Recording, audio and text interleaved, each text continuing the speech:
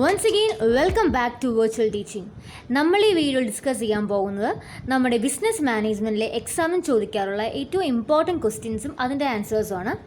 നമുക്കപ്പോൾ ഫസ്റ്റ് ക്വസ്റ്റ്യനിലേക്ക് എടുക്കാം. ഫസ്റ്റ് മൊഡ്യൂളിലെ ഫസ്റ്റ് ക്വസ്റ്റ്യനാണിത്, വാട്ട് ഈസ് മാനേജ്മെൻറ്റ്. അപ്പോൾ മിക്ക ക്വസ്റ്റ്യൻ പേപ്പറിലും കണ്ടുകൊണ്ടിരിക്കുന്ന ഒരു ക്വസ്റ്റ്യനാണ് വാട്ട് ഈസ് മാനേജ്മെൻറ്റ് എന്നത്. അപ്പോൾ നമുക്ക് അതിൻ്റെ ഉത്തരം നോക്കാം. So what is management? Management is a general term. It refers to the organizing and directing of human activities for attaining a definite objective. അപ്പോൾ ഒരു ഒബ്ജക്റ്റീവ് അച്ചീവ് ചെയ്യാൻ വേണ്ടി ഹ്യൂമൻ ആക്ടിവിറ്റീസിനെ ഓർഗനൈസ് ചെയ്ത് അതിനെ ഡയറക്റ്റ് ചെയ്യുന്നതിനാണ് നമ്മൾ മാനേജ്മെൻറ്റ് എന്ന് പറഞ്ഞിട്ടുള്ളത്. It is the process through which all the resources are organised and utilised to attain maximum efficiency. അതുപോലെ തന്നെ ഇതൊരു പ്രോസസ്സ് കൂടിയാണ്. എന്താണ്? നമ്മുടെ ആ ബിസിനസ്സിലുള്ള എല്ലാ റിസോഴ്സസിനെയും ഒന്നിച്ച് ഓർഗനൈസ് ചെയ്ത് അതിനെ ഒരു ഏറ്റവും എഫിഷ്യൻ്റായിട്ടും എഫക്റ്റീവായിട്ട് യൂട്ടിലൈസ് ചെയ്യുന്ന ഒരു പ്രോസസ്സ് കൂടിയാണ് മാനേജ്മെൻറ്റ് എന്നത്. ഇതാണ് ഫസ്റ്റ് ക്വസ്റ്റ്യൻ്റെ answer, what is management.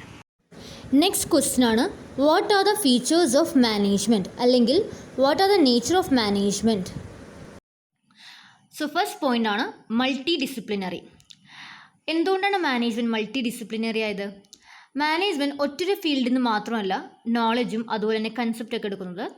Various field, for example കൊടുത്തിട്ടുണ്ട്, it draws knowledge and concept from various disciplines like zoology, psychology, economics. അങ്ങനെ അപ്പോൾ ഒറ്റൊരു ഫീൽഡിൽ നിന്ന് മാത്രമല്ല പല ഫീൽഡ് അല്ലെങ്കിൽ പല സ്റ്റഡീസിൽ നിന്നാണ് ഇവർ നോളജ് അതുപോലെ തന്നെ കൺസെപ്റ്റ് എടുക്കുന്നത്. അതുകൊണ്ടാണ് മാനേജ്മെൻറ്റ് മൾട്ടി ഡിസിപ്ലിനറി ആയിട്ടുള്ളത്. രണ്ടാമത്തെയാണ് ഗോൾ ഓറിയൻറ്റഡ് ആണ്. എന്താണത്? Management aims at achieving some definite goal or objective. Management main aim എന്താണ്? നമ്മുടെ കമ്പനിയുടെ ഗോൾ അല്ലെങ്കിൽ ഒബ്ജക്റ്റീവ് അച്ചീവ് ചെയ്യുകയാണ്. അതിന് എന്ത് ചെയ്യും? It coordinate the effort of workers to achieve the goal of the organisation. അപ്പോൾ വർക്കേഴ്സിൻ്റെ എഫേർട്സിനെ എല്ലാത്തിനെയും കോർഡിനേറ്റ് ചെയ്തിട്ട് എന്തൊക്കെ മാറ്റും? അത് നമ്മുടെ ഓർഗനൈസേഷൻ്റെ ഗോൾ അച്ചീവ് ചെയ്യാൻ വേണ്ടിയുള്ള ഒരു ഡയറക്ഷനിലേക്ക് മാറ്റും. അതാണ് രണ്ടാമത്തെ പോയിന്റ്, ഗോൾ ഓറിയൻറ്റഡ് പ്രോസസ്സാണ് മാനേജ്മെൻറ്റ്. മൂന്നാമത്തെയാണ് economic resources. Management is a factor of production. It is a force which assembles and integrates other factors of production like labor, capital and material. അപ്പോൾ management എന്താണ്? ഒരു എക്കണോമിക് റിസോഴ്സ് കൂടിയാണ്. കാരണം എന്താണ്? ആ management ഒരു ഫോഴ്സാണ്. ആ ഫോഴ്സ് എന്ത് ചെയ്യുന്നു? നമ്മൾ ബാക്കിയുള്ള എല്ലാ ഫാക്ടർ ഓഫ് പ്രൊഡക്ഷനെയും ഒന്നിച്ച് കൂട്ടുന്നു. ഏതൊക്കെയാണ് ബാക്കിയുള്ള ഫാക്ടർ ഓഫ് പ്രൊഡക്ഷൻ? നമ്മുടെ ലേബറും ക്യാപിറ്റലും മെറ്റീരിയലും എല്ലാത്തിനെയും ഒന്നിച്ച് അസംബിൾ ചെയ്ത് അതിനെ ഒരു വർക്ക്ഫുൾ ആക്കുന്നത് ഈ മാനേജ്മെൻ്റ് ആണ്. നാലാമത്തെയാണ് ഡൈനാമിക് നേച്ചർ ഓഫ് പ്രിൻസിപ്പിൾ. എന്താണ് ഡൈനാമിക് എന്ന് വെച്ച് കഴിഞ്ഞാൽ ഫ്ലെക്സിബിൾ ആണ്. The principle of management R flexible in nature. അപ്പോൾ എന്താണ്? മാനേജ്മെൻറ്റ് പ്രിൻസിപ്പിൾ ഒരിക്കലും ഫിക്സ്ഡ് അല്ല, അത് ഫ്ലെക്സിബിൾ ആണ്. The change with change in the environment in which an organisation exist. അപ്പോൾ നമുക്കറിയാം എൻവയോൺമെൻറ്റ്, നമ്മുടെ ബിസിനസ് എൻവയോൺമെൻറ്റ് ഒരിക്കലും ഫിക്സ്ഡ് അല്ല. അപ്പോൾ കുറേ ചേഞ്ചസ് വരും. ആ ചേഞ്ച് അനുസരിച്ച് മാറാൻ സാധിക്കുന്ന ഒന്നാണ് ഈ പ്രിൻസിപ്പിൾസ് ഓഫ് മാനേജ്മെൻറ്റ് അല്ലെങ്കിൽ മാനേജ്മെൻറ്റ് പ്രിൻസിപ്പിൾസ് എന്നത്. നെക്സ്റ്റ് പോയിൻ്റ് ആണ് system of authority. Authority is the power to get the work done from other and to compel them to work in a certain manner. എന്താണ് authority എന്ന് 2 mark question ചോദിക്കാറുണ്ട്. അപ്പോൾ എന്താണ് system of authority? അപ്പോൾ management എന്നത് system of അതോറിറ്റിയും കൂടിയാണ്. എന്താണ് അതോറിറ്റി വെച്ച് കഴിഞ്ഞാൽ ഒരു പവറാണ് അതോറിറ്റി എന്ന് വെച്ചാൽ. നമ്മുടെ വർക്കേഴ്സിനെ കൊണ്ട് വർക്ക് ചെയ്യിക്കാനുള്ള ഒരു പവർ, അല്ലെങ്കിൽ അവരെ കമ്പൽ ചെയ്ത് വർക്ക് ചെയ്യിക്കാനുള്ള ഒരു പവറാണ് അതോറിറ്റി എന്നത്. Management can not perform in the absence of authority. അതെ, ഒരിക്കലും മാനേജ്മെൻറ്റിൽ അതോറിറ്റി ഇല്ലെങ്കിൽ അവിടെ നല്ല രീതിയിൽ മാനേജ്മെൻറ്റ് മുന്നോട്ട് കൊണ്ടുപോകാൻ സാധിക്കില്ല. It is A rule making and rule enforcing body. Authority എന്താണ്? അതുപോലെ തന്നെ മാനേജ്മെൻറ്റ് എന്താണ്? Management having authority and it is A rule making, rule ഉണ്ടാക്കുന്നതും അതുപോലെ റൂളിനെ എൻഫോഴ്സ് ചെയ്യുന്ന ഒരു ബോഡിയും കൂടിയാണ് മാനേജ്മെൻറ്റ് എന്നത്. ആറാമത്തെയാണ് യൂണിവേഴ്സൽ ആപ്ലിക്കേഷൻ. മാനേജ്മെൻറ്റ് പ്രിൻസിപ്പിൾസ് അല്ലെങ്കിൽ management is applicable in all type of organisation. wherever there is human activity there is management. Management എന്താണ്? എല്ലാ type of ഓർഗനൈസേഷനും നമുക്ക് ആപ്ലിക്കബിൾ ആണ്. അതുപോലെ തന്നെ എവിടെയൊക്കെ ഹ്യൂമൻ ആക്ടിവിറ്റീസ് ഉണ്ടോ അവിടെയെല്ലാം നമുക്ക് എന്ത് കാണാൻ പറ്റും? ഒരു മാനേജ്മെൻറ്റ് കാണാൻ പറ്റും. നെക്സ്റ്റ് സയൻസ്, ആർട്ട്, അതുപോലെ തന്നെ പ്രൊഫഷൻ. ഇത് മൂന്നും നമ്മൾ +2 പഠിക്കണമല്ലേ. അപ്പോൾ എന്താണ് മാനേജ്മെൻറ്റ് എന്തുകൊണ്ടാണ് സയൻസ് ആവുന്നത്? കാരണം നമുക്കറിയാം സയൻസിൻ്റെ പ്രിൻസിപ്പിൾ യൂണിവേഴ്സലി ആപ്ലിക്കബിൾ ആണ്. അതുപോലെ തന്നെ എന്താണ് നമ്മുടെ മാനേജ്മെൻറ്റ് പ്രിൻസിപ്പിളും യൂണിവേഴ്സലായിട്ട് ആപ്ലിക്കബിൾ ആണ്. എന്താണ് ആർട്ടാവുന്നത്? നമുക്കറിയാം ആർട്ടിന് പേഴ്സണൽ സ്കില്ലും നോളജൊക്കെ വേണം. അതുപോലെ തന്നെ ഒരു പേഴ്സണൽ സ്കില്ല് നമ്മുടെ മാനേജ്മെൻറ്റ് വേണം. കുറേ ബുക്കിലെ കാര്യം പഠിച്ചത് മാത്രമായിട്ട് ഒരു മാനേജർ ആകാൻ പറ്റില്ല. അദ്ദേഹത്തിന് എന്തുണ്ടാവണം? അപ്പോൾ വരുന്ന ഓരോ പ്രശ്നങ്ങളിൽ മീറ്റ് ചെയ്യാനുള്ള സ്കില്ല് ഉണ്ടാവണം, ഒരു പേഴ്സണൽ സ്കില്ല് ഉണ്ടാവണം. Next profession. എന്തുകൊണ്ടാണ് മാനേജ്മെൻറ്റ് ഒരു പ്രൊഫഷൻ ആവുന്നത്? എന്താണ് കാരണം പ്രൊഫഷൻ നമുക്കറിയാം ഒരു specific body of knowledge profession ഉണ്ട്. അതുപോലെ തന്നെ മാനേജ്മെൻറ്റ് അതുപോലെ തന്നെ ഒരു പ്രൊഫഷണൽ ആയിട്ടുള്ള പ്രൊഫഷൻ ഉള്ള പോലെ തന്നെ ഒരു സ്പെസിഫിക് ബോഡി ഓഫ് നോളജ് ഉണ്ട്. നെക്സ്റ്റ് ആണ് result through others. The manager cannot do everything themself. ഒരിക്കലും മാനേജറിന് ഒറ്റയ്ക്ക് എല്ലാം ചെയ്യാൻ പറ്റില്ല. ഇറ്റ് ഈസ് എന്താണത്, they must have the necessary ability and skill to get work done through effort of others. മറ്റുള്ളവർ കൂടെ വർക്ക് ചെയ്യിക്കാനുള്ള ഒരു എബിലിറ്റിയും സ്കില്ലും മാനേജർ ഉണ്ടാവണം. അപ്പോൾ ഒരിക്കലും മാനേജർ ഒറ്റയ്ക്ക് ചെയ്യാൻ പറ്റില്ല. അപ്പോൾ ബാക്കി എല്ലാ വർക്കേഴ്സിനെ കോർഡിനേറ്റ് ചെയ്യാനുള്ള സ്കില്ലും അവരെ കൊണ്ട് വർക്ക് ചെയ്യാനുള്ള സ്കില്ലും മാനേജർ ഉണ്ടാവണം. നെക്സ്റ്റ് ആണ് management is A social process. Management is A social process which consist of getting things done through other. അപ്പോൾ മാനേജ്മെൻറ്റ് എന്താണ്, ഒരു സോഷ്യൽ പ്രോസസ്സാണ്. അതെന്താ ചെയ്യുന്നത്, മറ്റുള്ളവർക്ക് പോലെയാണ് വർക്ക് ചെയ്യിക്കുന്നത്. സെയിം പോയിന്റ് തന്നെ കേട്ടോ. It also has a social obligation to make optimum use of scarce resources for the benefit of society. അതുപോലെ തന്നെ അവർക്ക് സോഷ്യൽ ഒബ്ലിഗേഷൻ കൂടി ഉണ്ട്. നമ്മുടെ സൊസൈറ്റിയിലുള്ള സ്കേഴ്സ് റിസോഴ്സസ് ഉപയോഗിച്ചായിരിക്കും നമ്മുടെ ബിസിനസ് മുന്നോട്ട് നടത്തുന്നത്. അപ്പോൾ അതെല്ലാം ഒപ്റ്റിമായിട്ട് നല്ല രീതിയിൽ യൂസ് ചെയ്യുക എന്നതും ഇവരുടെ ഉത്തരവാദിത്തമാണ് സോഷ്യൽ പ്രോസസ്സ്. നെക്സ്റ്റ് ആണ് intangible force. Management is N unseen or invisible force. നമുക്ക് കാണാൻ പറ്റാത്തതും അല്ലെങ്കിൽ ഇൻവിസിബിൾ ആയിട്ടൊരു ഫോഴ്സാണ് മാനേജ്മെൻറ്റ്. അതിൻ്റെ പ്രസൻസ് അപ്പോൾ എങ്ങനെ ഫെൽറ്റ് ചെയ്യാൻ പറ്റും, നമുക്ക് ഫീൽ ചെയ്യാൻ പറ്റും. Its presence can be felt everywhere in the form of result. ആ ഒരു കമ്പനിയുടെ റിസൾട്ട് അല്ലെങ്കിൽ പ്രോഫിറ്റ്, അതിൻ്റെ വളർച്ചയാണ് ഇതിൻ്റെ ആ ഒരു പ്രസൻസ് കാണിക്കുന്നത്, മാനേജ്മെൻറ്റ് പ്രസൻസ് കാണിക്കുന്നത്. A separate identity. Management is a separate identity. It is scientific method of getting things done through and with the people. അപ്പോൾ എന്താണ്, നമ്മുടെ ബിസിനസ്സിൽ നിന്ന് ഒരു സെപ്പറേറ്റ് ഐഡൻറ്റിറ്റി തന്നെയാണ് മാനേജ്മെൻറ്റ് ഉള്ളത്.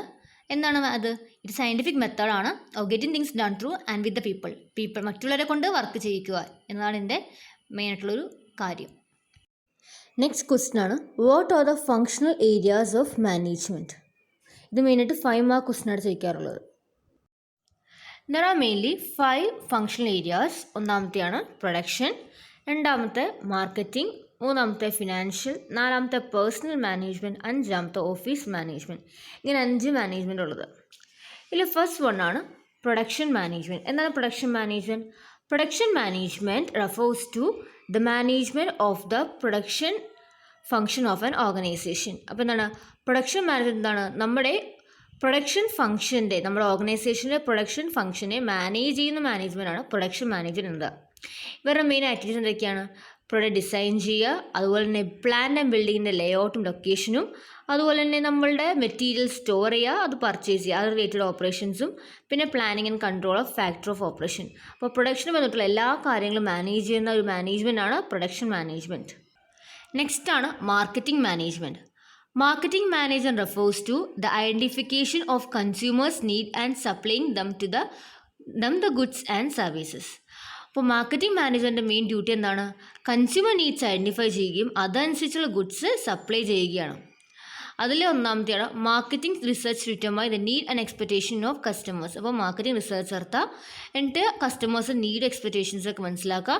Planning and developing suitable products, അതനുസരിച്ചുള്ള പ്രൊഡക്ട്സ് ഡെവലപ്പ് ചെയ്യുക, പ്ലാൻ ചെയ്യുക.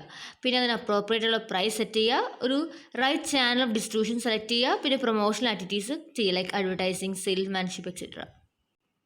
മൂന്നാമത്തെയാണ് financial management. Financial management ensure the right amount and type of fund to business at the right time and at a reasonable cost. അപ്പോൾ financial management തന്നെ അവരുടെ name കേട്ടറിയാം, അവിടുത്തെ നമ്മുടെ ബിസിനസ്സിലെ finance കാര്യവുമായി ബന്ധപ്പെട്ടുള്ള കാര്യങ്ങളൊക്കെ നോക്കുന്ന ഒരു മാനേജ്മെൻറ്റാണ് ഫിനാൻഷ്യൽ മാനേജ്മെൻറ്റ്. അപ്പോൾ റൈറ്റ് എമൗണ്ട് ഓഫ് ഫണ്ട്, ഏത് ടൈപ്പ് ഓഫ് ഫണ്ടാണ് വേണ്ടത് ബിസിനസ്സിന്, അതുപോലെ ഏത് ടൈമിലാണ്, ഏത് കോസ്റ്റിലാണ്. അപ്പോൾ റീസണബിൾ കോസ്റ്റിൽ റൈറ്റ് ടൈമിൽ നമ്മുടെ ബിസിനസ്സിലേക്ക് ഫണ്ടിൻ്റെ ഫ്ലോ കൊണ്ടുവരുന്ന ഒരു മാനേജ്മെൻറ്റാണ് ഫിനാൻഷ്യൽ മാനേജ്മെൻറ്റ് എന്നത്.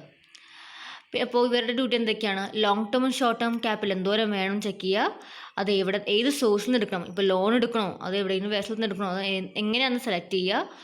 പിന്നെ raising the required fund at right time, അത് കറക്റ്റ് ടൈമിൽ തന്നെ ഫണ്ട് റേസ് ചെയ്യണം, എപ്പോഴെങ്കിലും പോരാ. അതുപോലെ തന്നെ പ്രോപ്പർ യൂട്ടിലൈസ് ചെയ്യണം, നമ്മൾ റേസ് ചെയ്ത ഫണ്ട് കൃത്യമായിട്ട് അലോക്കേറ്റ് ചെയ്ത് യൂട്ടിലൈസ് ചെയ്യാൻ പറ്റണം. അടുത്താണ് personal management. Personal management deals with the effective control and use of man power. Personal management ചെയ്യുന്നത് നമ്മുടെ മാൻ പവറിൻ്റെ എഫക്റ്റീവ് കൺട്രോളും അവരുടെ യൂസാണ് നോക്കുന്നത്. ഇവിടെ എന്തൊക്കെയുള്ളത് activities? Man power planning, recruitment, selection, training. അപ്പോൾ നമ്മുടെ വർക്കേഴ്സിനെ ബന്ധപ്പെട്ടുള്ള എല്ലാ കാര്യങ്ങളും മാനേജ് ചെയ്യുന്നതാണ് പേഴ്സണൽ മാനേജ്മെൻറ്റ് എന്നത്. നെക്സ്റ്റ് ആണ് ഓഫീസ് മാനേജ്മെൻറ്റ്. എന്താണ് office management?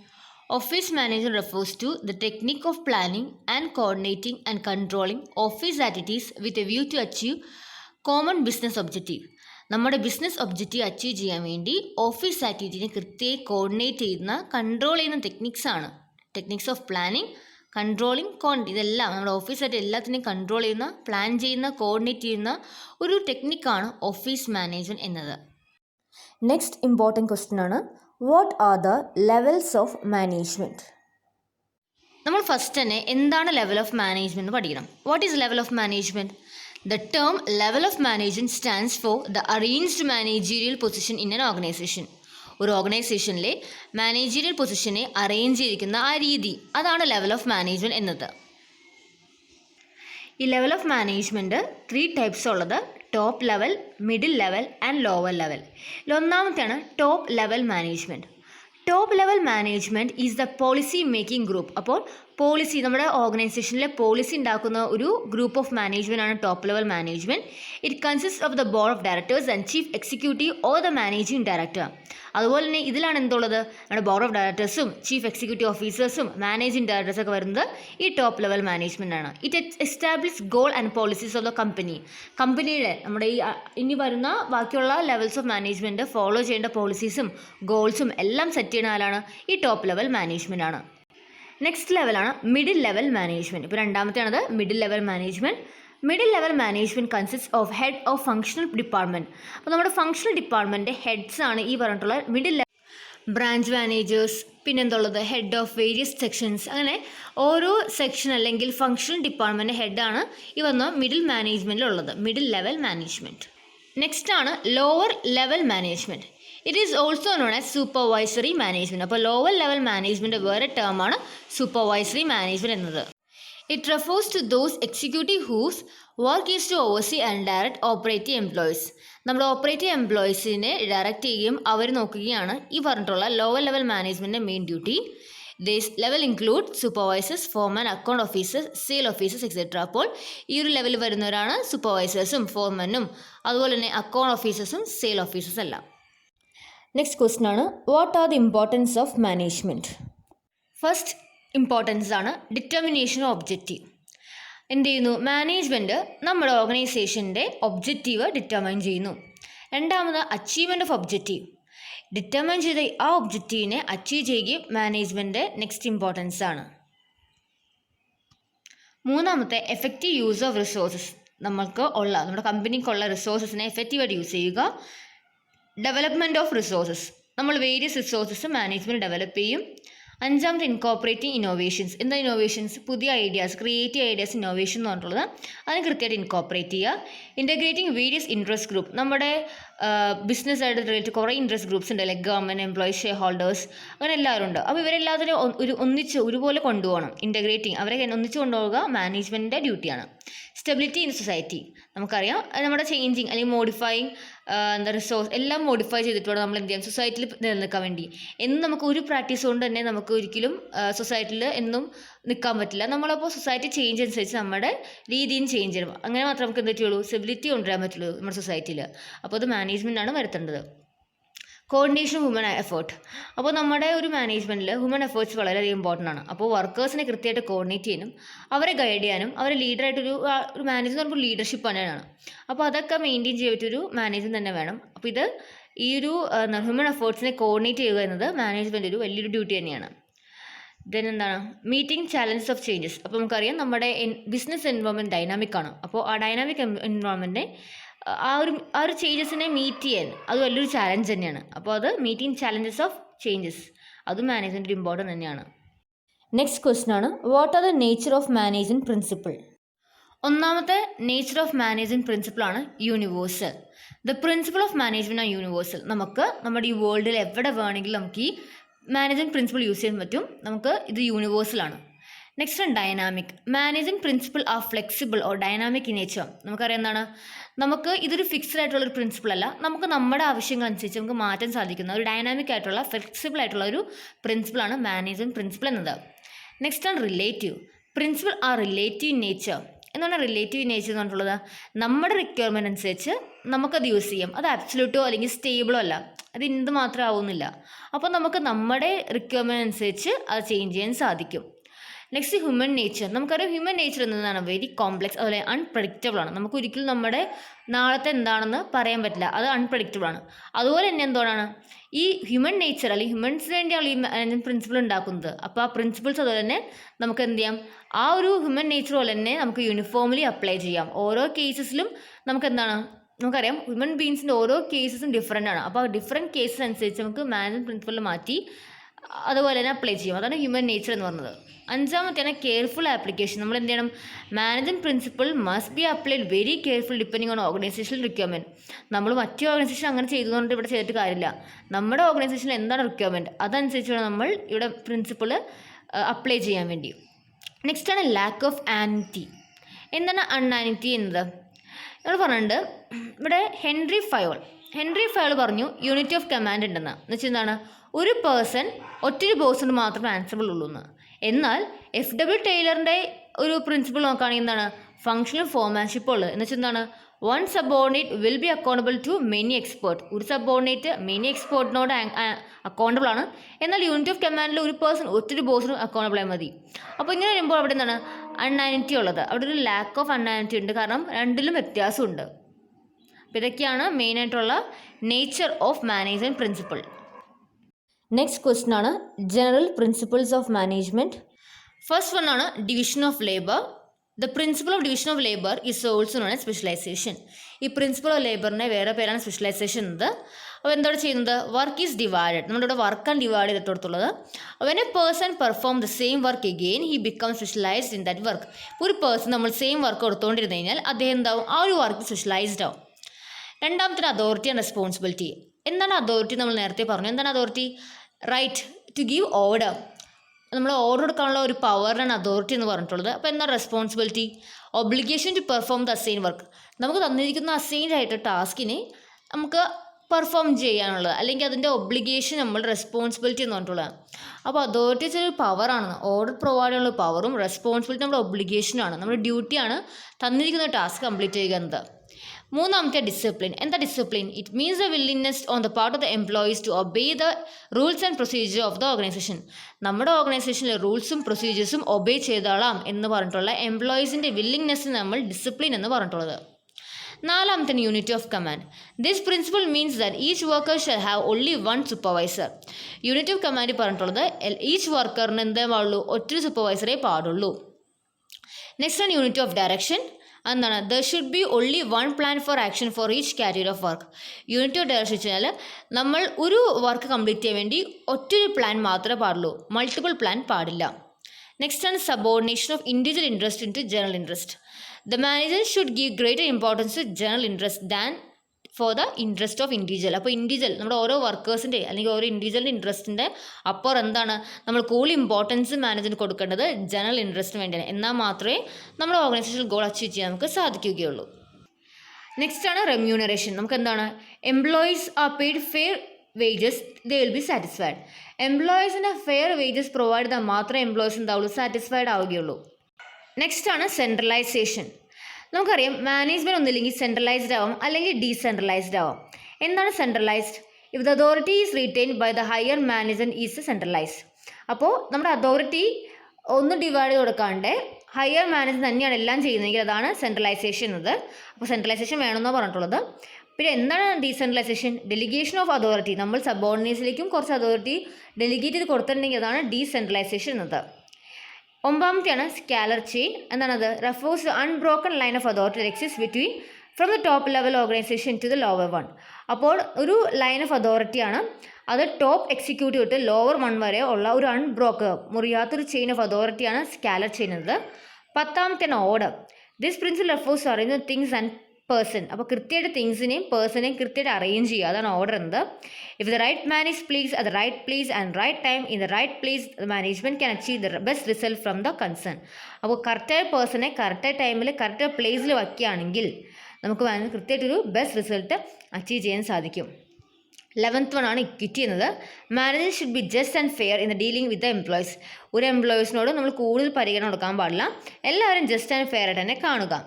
Stability of tension of personnel. Tenure represent the terms and condition upon which a worker is appointed in a concern. അപ്പോൾ എന്താണ്, നമ്മൾ കാണിച്ചിരിക്കുന്ന ആ ഒരു ടേംസ് ആൻഡ് കണ്ടീഷൻ അതനുസരിച്ചായിരിക്കും വർക്കറുടെ വർക്ക് ചെയ്തിട്ടുള്ളത്, അപ്പോയിൻറ്റ് ചെയ്യാൻ വന്നിട്ടുള്ളത്. ആ ടൈമിലുണ്ടായത് അതിലൊരു സെക്യൂരിറ്റി അല്ലെങ്കിൽ എന്താണ് സ്റ്റെബിലിറ്റി കാണിക്കേണ്ടതാണ് ടെൻജറിൽ. നെക്സ്റ്റ് ആണ് initiative. Manager must encourage the workers to exercise their initiative and intelligence. അപ്പോൾ നമ്മുടെ എന്താണ് ഓരോ വർക്കേഴ്സിൻ്റെയും ഇനിഷ്യേറ്റീവ്സ്, അതൊരു ഇൻ്റലിജൻസ്, അതിനെ എൻകറേജ് ചെയ്യാനാണ് നമ്മൾ മാനേജർ ചെയ്യേണ്ടത്. അതാണ് എക്സ്പീരിയഡ് ഡീകോപ്സ് എന്ന് വെച്ചാൽ യൂണിറ്റി സ്ട്രെങ്ത്. എപ്പോഴും എന്താണ് നമ്മുടെ യൂണിറ്റി, നമ്മുടെ വർക്കേഴ്സ് യൂണിറ്റി തന്നെ എപ്പോഴും നമ്മുടെ സ്ട്രെങ്ത് ഉണ്ട്. ഇതെല്ലാമാണ് 14 principles of management. Next question ആണ്, what are the functions of management? The different functions are planning, organising, directing, staffing, coordinating, motivating and controlling. ഒന്നാമത്തെയാണ് planning. Planning is the most basic or primary function of management. Management ഏറ്റവും primary അല്ലെങ്കിൽ basic ഫംഗ്ഷനാണ് planning എന്നത്. Planning involve determining the objective and selecting the course of action to achieve dum.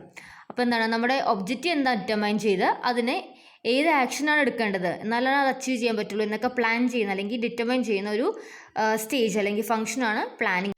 Next ആണ് organising. Organizing is the process of establishing harmonious authority responsibility relationship among the members of the enterprise. നമ്മുടെ എൻ്റർപ്രൈസിലെ മെമ്പേഴ്സിനിടയിൽ ഒരു harmonious ആയിട്ടുള്ള നല്ല സ്നേഹത്തോടുള്ള ഒരു authority responsibility relationship maintain ചെയ്യാൻ നോക്കുന്നതാണ് organising എന്നത്. Next ആണ് staffing. Staffing is A process of filling all position in the organisation with qualified personal. അപ്പോൾ ക്വാളിഫൈഡ് പേഴ്സണൽ വെച്ച് നമ്മുടെ ഓർഗനൈസേഷനിലെ പൊസിഷൻസിനെ ഫില്ല് ചെയ്യുന്ന ഒരു പ്രോസസ്സാണ് സ്റ്റാഫിംഗ് എന്നത്. ഇതിൽ ഏതൊക്കെ ആക്ടിവിറ്റീസ് ഉണ്ട്? മാൻ പവർ പ്ലാനിങ്ങിൻ്റെ, റിക്രൂട്ട്മെൻറ്റ്, സെലക്ഷൻ, കമ്മ്യൂണിക്കേഷൻ, പാർട്ടിസിപ്പേഷൻ, അങ്ങനെ കുറേ കാര്യങ്ങളുണ്ട്. അപ്പോൾ സ്റ്റാഫിംഗ് എന്നതാണ് റൈറ്റ് പേഴ്സൺ റൈറ്റ് ടൈമിൽ റൈറ്റ് പ്ലേസിൽ വയ്ക്കുന്നതാണ് സ്റ്റാഫിംഗ് എന്നത്. നാലാമത്തെ directing. Directing is the executive function of management as it is concerned with the execution of plans and policies. അപ്പോൾ നമ്മൾ ഡയറക്റ്റ് ചെയ്യുന്നതാണ് എന്ത്? നമ്മുടെ എക്സിക്യൂട്ടീവ് ഫംഗ്ഷനാണ്. എന്താണ് എക്സിക്യൂട്ട് ചെയ്യുന്നത്? നമ്മുടെ പ്ലാൻസും പോളിസീസും എക്സിക്യൂട്ട് ചെയ്യുന്ന ഒരു സ്റ്റേജാണ് ഡയറക്റ്റിംഗ് എന്നത്. നെക്സ്റ്റ് ആണ് കോർഡിനേഷൻ. കോർഡിനേഷൻ എന്താണ്? നമ്മുടെ മാനേജ്മെൻറ്റ് എസെൻസ് ആണ്. Essence of management is also known as coordination. It is orderly arrangement of group effort. നമ്മുടെ ഗ്രൂപ്പ് എഫേർട്ടിനെ കൃത്യമായിട്ട് അറേഞ്ച് ചെയ്യുക. അതുപോലെ secure unity of action towards common objective. 6 ആണ് motivation. Motivation is a constructive force in management. A manager inspires subordinates to do what he wants them to do through motivation. അപ്പോൾ എന്ത് ചെയ്യുന്നു? ഒരു constructive ഫോഴ്സാണ് motivation എന്നത്. അതുപോലെ എന്ത് ചെയ്യുന്നത്? Managers subordinates inspire ചെയ്തിട്ട് ആ വർക്കേഴ്സിനോട് എന്ത് ജോലി ചെയ്യിക്കണ്ടേ ആ ജോലി അവരെ മോട്ടിവേറ്റ് ചെയ്ത് ചെയ്യിക്കുക എന്നതാണ് മോട്ടിവേഷൻ്റെ main name. 7 control. The function of control deals with taking corrective action if result do not confirm to plan. അപ്പോൾ നമ്മുടെ പ്ലാനായിട്ട് റിസൾട്ടിന് ഒരു മാച്ച് ഇല്ലെങ്കിൽ അതിന് വേണ്ട കറക്റ്റീവ് ആക്ഷൻസ് എടുക്കുക എന്നതാണ് കൺട്രോളിൻ്റെ മെയിൻ.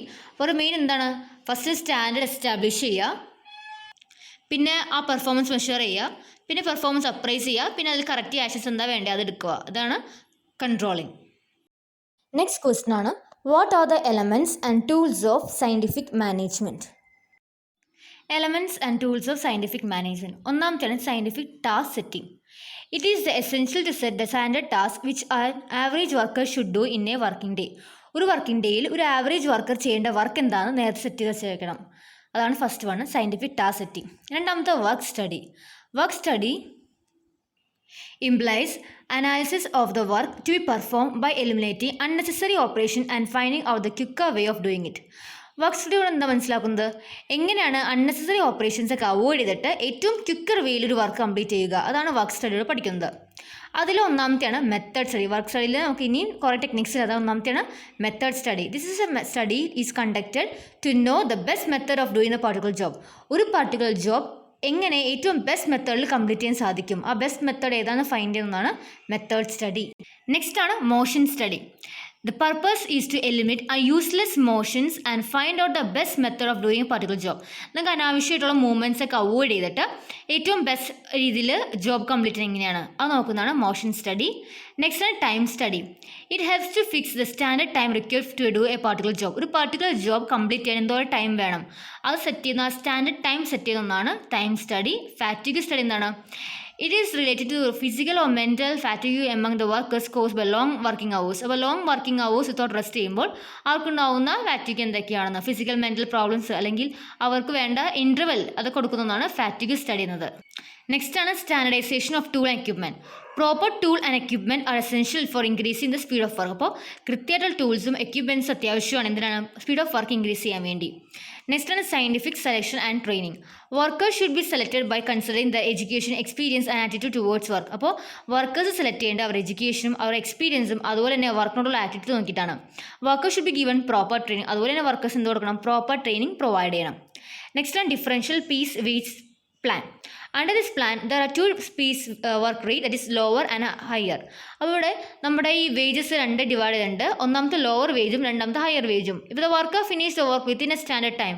ഒരു സ്റ്റാൻഡേർഡ് ടൈമിൽ തന്നെ വർക്ക് ഫിനിഷ് ചെയ്യുകയാണെങ്കിൽ അപ്പോൾ അദ്ദേഹത്തിന് എന്ത് കിട്ടും? അദ്ദേഹത്തിന് ഹയർ റേറ്റ് അല്ലെങ്കിൽ ഹയർ വേജസ് കിട്ടും. എന്നാൽ ആ ഒരു തന്നിരിക്കുന്ന വർക്ക് കംപ്ലീറ്റ് ചെയ്തില്ലെങ്കിൽ സ്റ്റാൻഡേർഡ് ടൈമിൽ അദ്ദേഹത്തിന് ലോവർ വേജസ് കിട്ടുക. നെക്സ്റ്റ് ആണ് introduction to functional foremanship. Functional foremanship is a extension of the principle of specialisation in the sphere of management. അപ്പോൾ ഫങ്ഷണൽ ഫോർമാൻഷിപ്പ് എന്താണ്? നമ്മുടെ സ്പെഷ്യലൈസേഷൻ ഓഫ് സ്പിയർ ഓഫ് മാനേജ്മെൻറ്റിലെ specialisation പ്രിൻസിപ്പിളിൻ്റെ എക്സ്റ്റൻഷനാണ് ഫങ്ഷണൽ ഫോർമാൻഷിപ്പ് എന്നത്. Last one ആണ് mental revolution. Mutual understanding and coordination between manager and worker was an essential aspect of this mental revolution. അപ്പോൾ എന്താണ്? നമ്മുടെ വർക്കേഴ്സും മാനും തമ്മിലൊരു കോർഡിനേഷനും അണ്ടർസ്റ്റാൻഡിങ്ങും മ്യൂച്വൽ കോർഡിനേഷൻ വേണം. അതാണ് മെൻ്റൽ റവല്യൂഷനോടെ പറഞ്ഞിരുന്നത്.